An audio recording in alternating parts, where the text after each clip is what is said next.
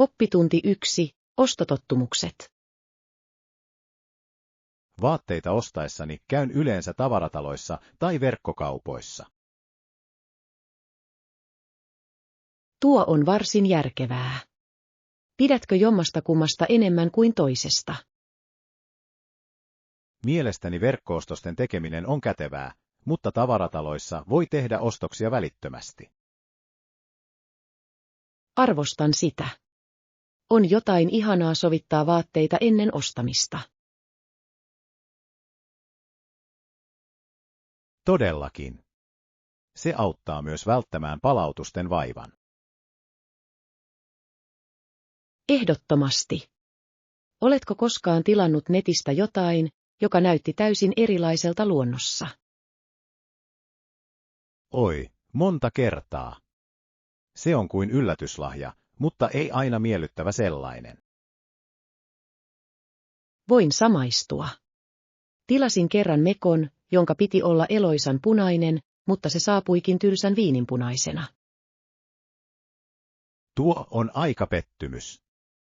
Ehkä meidän pitäisi pysyä kaupoissa, joissa voimme nähdä tuotteet omin silmin. Oppitunti 2. Uravalinnat. Olen huomannut, että individualistisissa yhteiskunnissa ihmiset ovat halukkaampia irtisanoutumaan työpaikoistaan ja ottamaan vastaan uuden tehtävän muualla. Mielenkiintoinen havainto. Vaikuttaa siltä, että he asettavat henkilökohtaisen täyttymyksen etusijalle työsuhteen turvan sijaan. Juuri niin. Se heijastaa erilaista ajattelutapaa työ- ja yksityiselämän tasapainosta. Mietin, onko kollektiivistisilla yhteiskunnilla erilaisia näkökulmia työpaikan vaihtamiseen. He todennäköisesti korostavat uskollisuutta ja vakautta, mikä saattaa estää usein tapahtuvaa työpaikan vaihtamista. Todellakin. On kiehtovaa, miten kulttuuri muokkaa päätöksiämme. Uskotko, että tämä vaikuttaa työtyytyväisyyteen kokonaisuudessaan? Mielestäni niin. Individualistisissa yhteiskunnissa yksilöt saattavat tuntea olonsa vapaammaksi toteuttaa intohimojaan. Se voisi johtaa suurempaan onnellisuuteen heidän urallaan. Oppitunti 3. Viikinkien selviytymiskyky. Tiesitkö, että viikingit pystyivät purjehtimaan jopa erittäin huonolla säällä? Kyllä, heidän pitkät veneensä olivat varsin huomionarvoisia. Monet viikinkiveneet olivat noin 20 metriä pitkiä, mikä on vaikuttavaa. Se on todella vaikuttavaa. Ne on suunniteltu sekä nopeutta että kestävyyttä silmällä pitäen. Juuri niin. On hämmästyttävää, kuinka taitavia he olivat merimiehinä ja navigaattoreina. Ihailen tuota sitkeyttä. He uskaltautuivat tuntemattomille vesille itsevarmoina. Se on osoitus heidän seikkailun haluisesta hengestään. Luuletko, että nykyajan purjehtijat voisivat oppia heidän tekniikoistaan? Totta kai. Sopeutumiskyky ja rohkeus ovat ajattomia ominaisuuksia. Oppitunti 4. Eurooppalainen dynamiikka. Näyttää siltä, että kyseessä on eurooppalainen supervaltio, joka käyttää uutta valta-asemaa Brysselistä käsin. Melkoinen lausunto. Mitä luulet tämän tarkoittavan yksittäisille maille?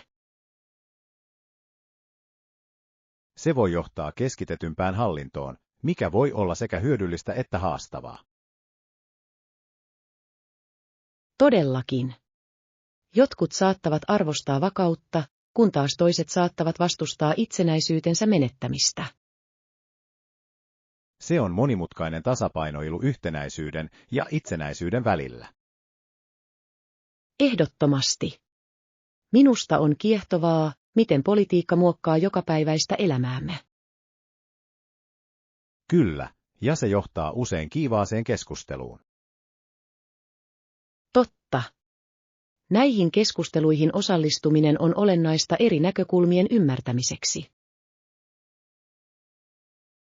Olen samaa mieltä. Tieto edistää tietoon perustuvien mielipiteiden muodostumista, mikä on elintärkeää demokraattisessa yhteiskunnassa. Oppitunti 5. Heimojohtajuus. Pavattan Pavatun oli suuri päällikkö kaikille alueen heimoille.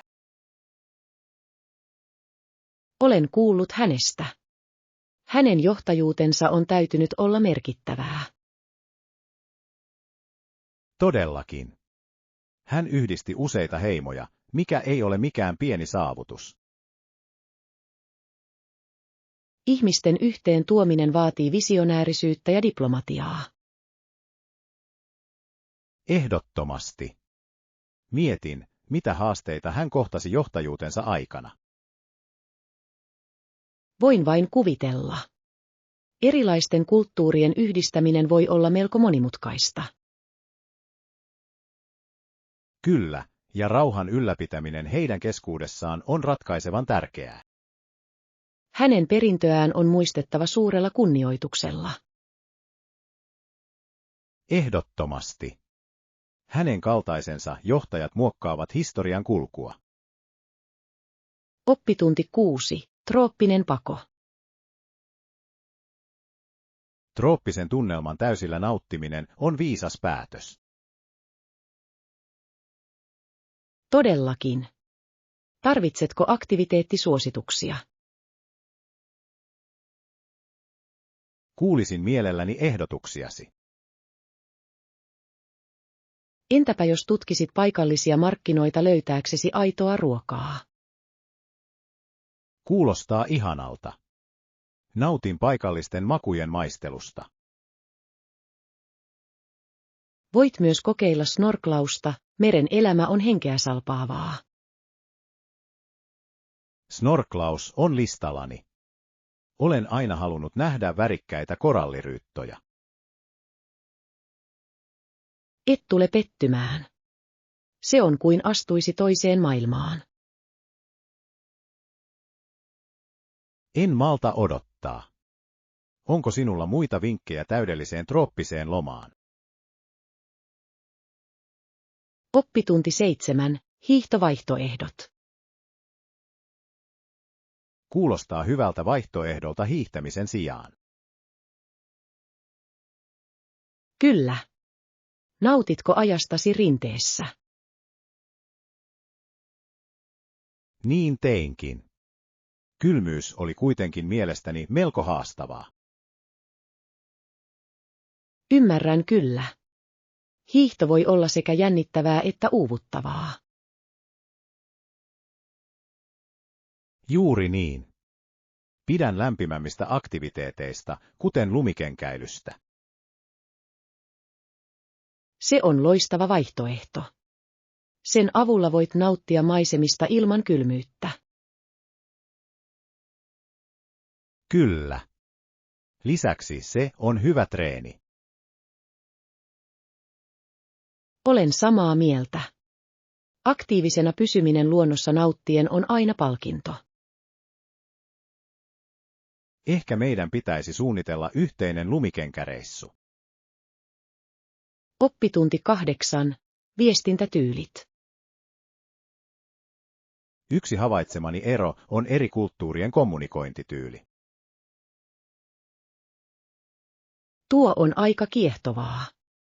Olen utelias, miten kuvailisit sitä? Huomaan, että jotkut kulttuurit ovat suorempia, kun taas toiset suosivat hienovaraisuutta. Tuo on mielenkiintoinen ero. Se voi johtaa väärinkäsityksiin. Todellakin. On tärkeää sopeutua muiden viestintätyyliin. Ehdottomasti. Mielestäni aktiivinen kuuntelu auttaa kuromaan umpeen näitä kuiluja. Se on arvokas taito. Se osoittaa kunnioitusta ja avoimuutta. Kyllä. Se mahdollistaa merkityksellisemmät keskustelut. Harjoitellaan näitä taitoja keskusteluissamme. Oppitunti 9. Luottamuksen rakentaminen. Puhelimessa puhumisen harjoittelu ystävän kanssa voi auttaa saamaan itseluottamusta. Olen täysin samaa mieltä. Se lievittää virheiden tekemisen pelkoa. Juuri niin. Se on turvallinen tila, parantaa kommunikointitaitoja. Oletko kokeillut sitä? Niin, ja yllättävän hyödyllistä se olikin. Minun pitäisi kokeilla. Minua usein hermostuttaa puhelinkeskustelujen aikana. Harjoittelu tuntuu mukavammalta. Se on rauhoittavaa. Pyydän ystävää auttamaan minua. Hieno idea. Yhdessä voitte tukea toisianne. Oppitunti 10. Ohjeet. Toki, se on aivan kadun päässä. Käänny vasemmalle liikennevaloissa. Kuulostaa yksinkertaiselta. Kuinka kaukana se on täältä? Se on vain 5 minuutin kävelymatkan päässä, joten sinun ei tarvitse odottaa kauan. Täydellistä. Arvostan selkeitä ohjeita. Yritän aina olla mahdollisimman täsmällinen. Se on välttämätöntä. Eksyn usein ilman selkeää opastusta. Ymmärrän kyllä. On helppo eksyä tuntemattomissa paikoissa. Ehdottomasti. Kiitos avustasi, tunnen oloni nyt itsevarmemmaksi. Milloin vain. Nauti ajastasi määränpäässäsi. Oppitunti 11. Kaupunkinäkymät. Toivottavasti hotellihuoneestamme on mukava näköala kaupunkiin. Se olisi mahtavaa. Kaupunkinäkymät ovat aina virkistäviä. Todellakin. Yön tuikivissa valoissa on jotain taianomaista. Olen täysin samaa mieltä. On kuin kaupunki olisi täynnä tarinoita, jotka odottavat kertomistaan. Juuri niin. Kuvittele siemailevasi kupillista kahvia katsellen horisonttia. Kuulostaa ihastuttavalta. Voin jo kuvitella sen. Meidän pitäisi ehdottomasti pyytää huone näköalalla sisäänkirjautumisen yhteydessä. Ehdottomasti.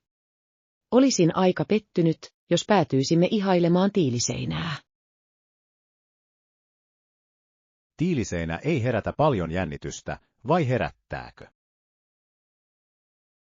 Oppitunti 12. Purjehdus etelään. Kuulin, että jotkut seikkailijat purjehtivat hiljattain laivaväylien eteläpuolelle. Kuulostaa jännittävältä. Miten he onnistuivat siinä? Uskon, että he käyttivät avovenettä ja luottivat vahvasti vaistoihinsa.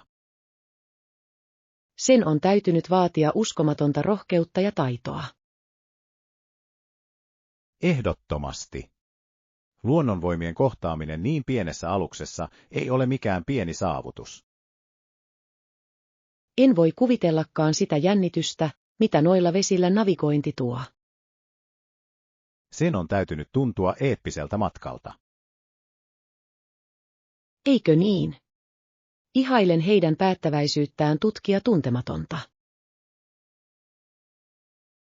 Tällaisten haasteiden hyväksyminen vaatii ehdottomasti erityislaatuisen ihmisen. Oppitunti 13. Spontaani tutkiminen. Uskon, että omilla ehdoilla tutkiminen on paras tapa matkustaa. Olen täysin samaa mieltä. Spontaanius johtaa usein ikimuistoisimpiin kokemuksiin. Kyllä. Et koskaan tiedä, mitä piilotettuja helmiä saatat löytää. Juuri niin. Jotkut suosikkiseikkailuistani olivat suunnittelemat omia. Minunkin. On vapauttavaa hyväksyä odottamaton. Niin todellakin. Se lisää jännitystä matkaan. Huomaan usein, että parhaat tarinat syntyvät spontaaneista hetkistä. Ehdottomasti. Elämä on liian lyhyt tiukan matkasuunnitelman noudattamiseen. Lupaamme olla spontaaneja matkamme aikana. Oppitunti 14. Maahanmuuttotarinoita. Luin hiljattain miljoonien ihmisten maahanmuuttajista Yhdysvaltoihin eri maista. Se on kiehtova aihe. Jokainen tarina on ainutlaatuinen ja täynnä rohkeutta. Todellakin. Monet ovat tulleet Meksikosta ja useista Aasian maista. He tuovat mukanaan rikkaan kulttuurin ja perinteet. Juuri niin. Se luo eloisan monimuotoisuuden kudelman. Minusta on inspiroivaa, miten he sopeutuvat ja menestyvät uudessa ympäristössä. Ehdottomasti. Heidän sinnikkyytensä on kiitettävä. Meidän pitäisi oppia lisää heidän kokemuksistaan. Kuulostaa ihanalta idealta. Oppitunti 15. Midwayn seikkailut. Oletko koskaan käynyt sirkuksessa Midwaylla? Kyllä. Se on aina täynnä jännitystä ja naurua. Rakastan laitteita, erityisesti maailmanpyörää. Näkymä ylhäältä on henkeä salpaava. Ja karuselli tuo lapsuusmuistoja mieleen. Niin todellakin. Nautin sen oikukkaasta musiikista. Vuoristoradat ovat kuitenkin todellisia jännityksen etsijöiden suosikkeja. Voi kyllä. Adrenaliiniryöppy on vertaansa vailla. On ihmeellistä, miten he luovat niin jännittäviä kokemuksia. Oppitunti 16. Luovuuden työmatkaliikkuminen. Päätin hiljattain muuttaa työmatkatottumuksiani. Kuulostaa kiehtovalta. Mikä inspiroi tätä muutosta? Ajattelin tehdä siitä hauskempaa ja vähemmän arkista. Loistava idea. Miten aiot toteuttaa sen? Aion kuunnella äänikirjoja ja podcasteja työmatkani aikana. Se on loistava tapa käyttää matka-aikaa. Kyllä. Se voisi muuttaa tylsän matkan rikastuttavaksi kokemukseksi. Saattaisinpa liittyä mukaan tähän harrastukseen. Mitä enemmän, sen hauskempaa. Tutkitaan yhdessä uusia aiheita. Oppitunti 17. Urheiludilemma. Urheilijoista ja suorituskykyä parantavista aineista on käyty vilkasta keskustelua. Todellakin. Se on kiistanalainen aihe urheilumaailmassa. Monet uskovat, että urheilijoiden kannustaminen dopingin käyttöön on epäeettistä. Olen täysin samaa mieltä. Se heikentää reilun kilpailun henkeä. Jotkut kuitenkin väittävät, että suorituspaineet voivat johtaa epätoivoisiin valintoihin. Se on huolestuttava tosiasia. Se aiheuttaa moraalisia ongelmia urheilijoille. Ja valitettavasti monet muut ovat ummistaneet silmänsä tältä asialta. Se on lannistavaa nähdä. Meidän on puolustettava urheilun rehellisyyttä. Oppitunti 18. Ystävien työ. Kuulin hiljattain ystäväporukasta, joka palkkasi työmiehiä suureen projektiin. Kuulostaa kiehtovalta. Mistä projektissa oli kyse? Heidän piti kaivaa pois tonneittain maata ja kiveä rakennustyömaata varten. Vau! Kuulostaa melkoiselta yritykseltä. Lähes kaikki työ tehtiin lapioilla, hakkuilla ja hevosilla. Sen on täytynyt olla uskomattoman työlästä. Todellakin. Ihailen heidän omistautumistaan tehtävälle. On kiehtovaa ajatella, kuinka paljon vaivaa tällaisissa projekteissa nähdään. Ja miten tiimityöllä on ratkaiseva rooli sen saavuttamisessa. Oppitunti 19. Sääharrastaja. Minusta on kiehtovaa katsella meteorologien osoittavan eri alueita kartalla. Se on aika kiehtovaa. Ne herättävät sään eloon. Tykkään siitä, miten he ennustavat sään muutoksen paikkoja. Kyllä. Se auttaa meitä suunnittelemaan päivämme sen mukaisesti. Kuvittele, että voisit työksesi ennustaa säätä. Mikä jännittävä työ sen täytyy olla. Heidän täytyy tietää paljon kuvioista ja järjestelmistä. Todellakin. Ja heidän on oltava valmiita odottamattomiin muutoksiin. Se on jatkuva haaste, joka pitää heidät varpaillaan.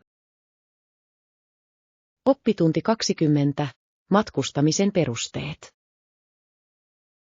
Matkalle valmistellessani mietin usein olennaisia asioita. On todellakin tärkeää suunnitella etukäteen. Mitä yleensä otat huomioon? Pakkaan aina mukaani hyvät hygieniatuotteet. Se on ratkaiseva pointti. Et halua jäädä kiinni ilman niitä. Juuri niin. Hyvä matkapakkaus voi tehdä kaiken eron. Mietin myös, millaisia vaatteita tarvitsen. Fiksua ajattelua. Sääolosuhteet voivat olla arvaamattomia. Eikä pidä unohtaa mukavien kenkien merkitystä. Ehdottomasti. Ne voivat joko tehdä matkakokemuksestasi täydellisen tai pilata sen. Oppitunti 20. Palautteella on merkitystä. Mielestäni on tärkeää saada palautetta muilta käyttäjiltä. Ehdottomasti. Erilaisten näkökulmien vastaanottaminen voi parantaa ymmärrystämme. Se voi myös auttaa meitä parantamaan ideoitamme merkittävästi. Todellakin. Rakentava kritiikki on lahja, vaikkakin joskus vaikea hyväksyä. Aivan totta. Se on kuitenkin ratkaisevan tärkeää henkilökohtaisen ja ammatillisen kasvun kannalta. Juuri niin. Se on kuin peili heijastaisi vahvuuksiamme ja heikkouksiamme. Ja se kannustaa yhteistyöhön, mikä on aina hyödyllistä. Kyllä. Tiimityöskentely johtaa usein innovatiivisiin ratkaisuihin. Huomaan usein, että palaute avaa uusia väyliä luovuudelle. Oppitunti 22. Menneisyyden huolenaiheet. Luin, että 1980-luvulla lisääntyy huoli erilaisista yhteiskunnallisista kysymyksistä. Kyllä, se oli ehdottomasti käänteentekevä vuosikymmen.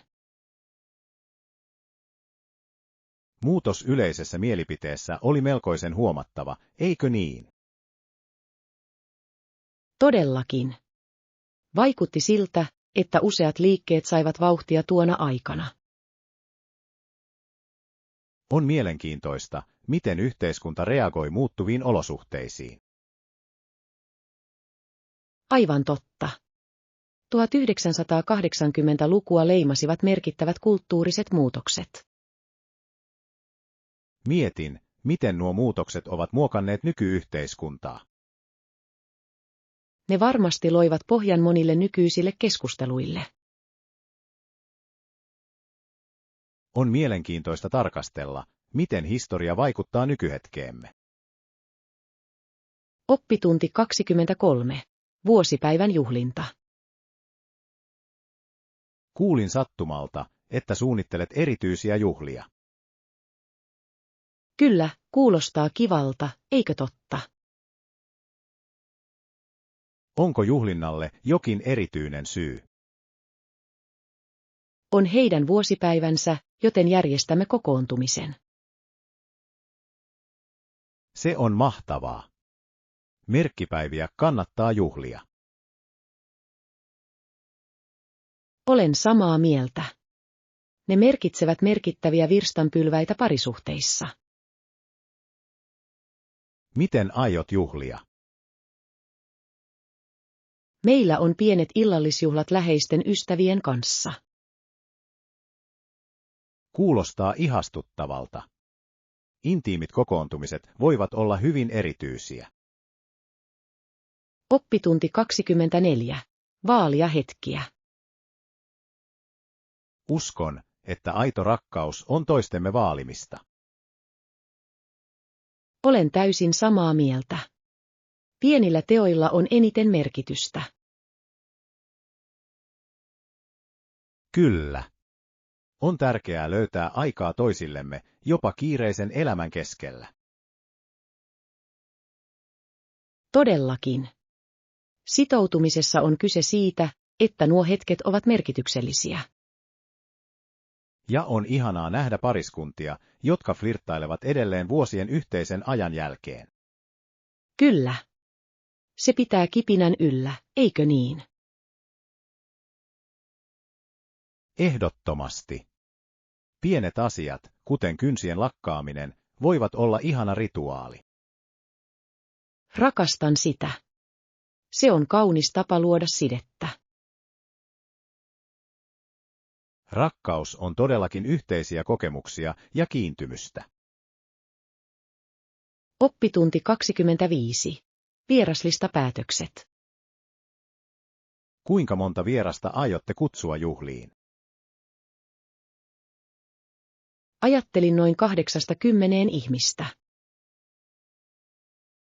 Kuulostaa ihan hallittavalta määrältä.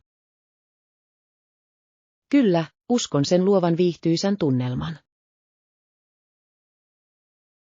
Onko olemassa erityisiä vieraita, joista olet innoissasi? Odotan erityisesti innolla niiden ihmisten näkemistä, jotka ovat tukeneet minua vuosien varrella. Se on ihanaa. On aina mukavaa juhlia niiden kanssa, jotka ovat tärkeimpiä. Juuri niin. Haluan kaikkien tuntevan olevansa osallisia. Kuulostaa ihanalta suunnitelmalta. Oppitunti 26. Ostostrategiat. Onko sinulla strategiaa, jolla varmistat, ettet koskaan unohda mitään ostoksilla ollessasi? No, yritän parhaani, mutta joskus unohtelen tavaroita.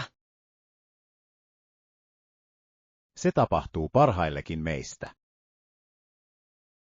Kyllä. Mielestäni listan tekeminen auttaa valtavasti. Lista on todellakin luotettava menetelmä. Yritän myös luokitella tuotteita myymälän asettelun perusteella. Tuo on nerokas lähestymistapa. Se minimoi takaisinperinnän ja säästää aikaa. Minun pitäisi ottaa tuo strategia käyttöön. Oppitunti 27. Jaska Brownin kävelyretki. Oletko koskaan huomannut, kuinka Jaska Brown on usein huomion keskipisteenä. Kyllä. Hänellä on niin samaistuttava viehätysvoima, eikö vain? Tykkään siitä, miten hahmot aina kommentoivat hänen läsnäoloaan. On kuin heillä olisi sanaton tunnustus hänen persoonallisuudestaan. No niin, tässä tulee vanha Jaska Brown, he sanovat.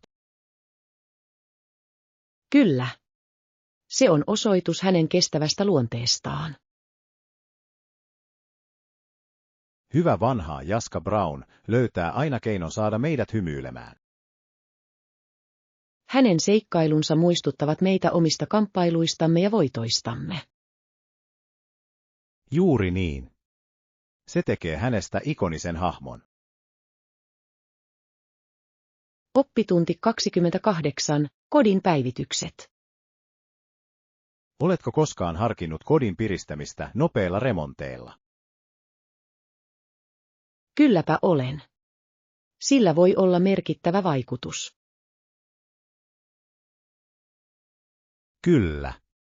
Joskus uusi maalikerros voi muuttaa huoneen täysin.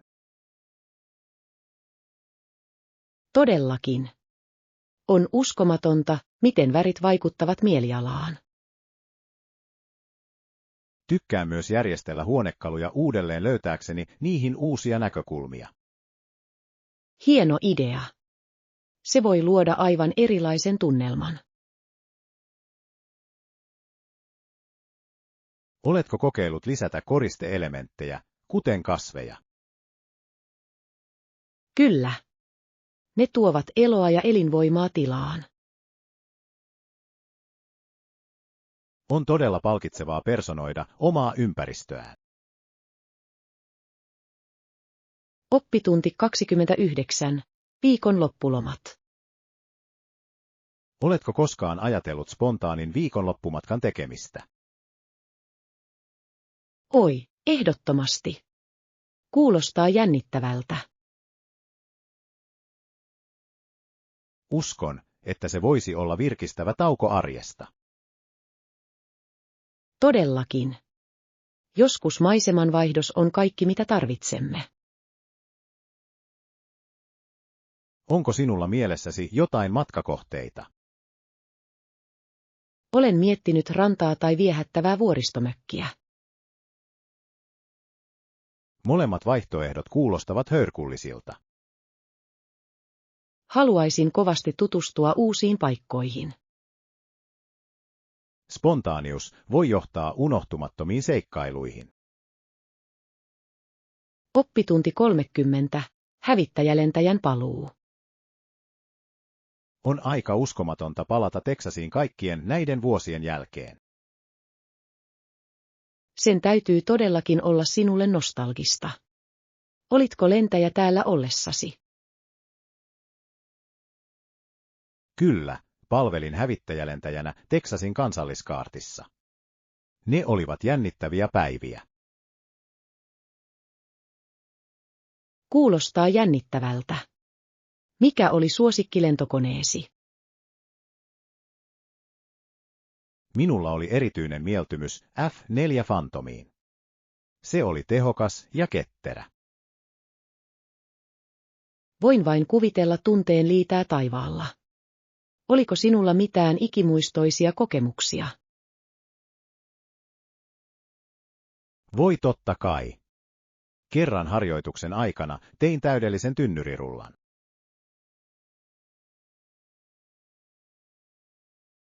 Tynnyrirulla. Kuulostaa vaikuttavalta. Saitko siitä suosion osoituksia? Niin todellakin.